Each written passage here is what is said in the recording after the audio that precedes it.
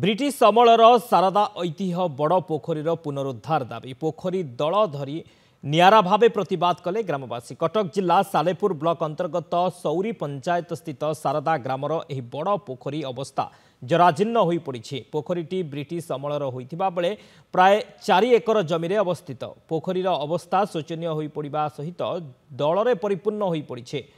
फल पोखरीर पानी सर्वसाधारण व्यवहार अनुपयोगी हो पड़ी। ग्रामवासी बारंबार पोखरी पुनरुद्धार करने को दाबी करिसेंते।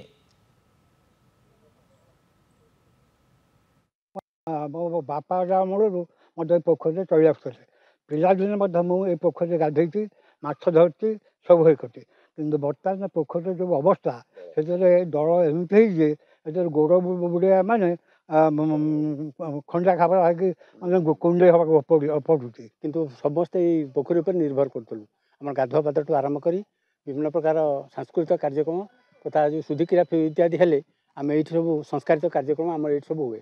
सरपंच को कहूँ विडीओ महाशय को कहूँ 15 दिन समय देलु 16 दिन आम महात्मा गांधी तले आम गणधारणा देवु शारदावासी।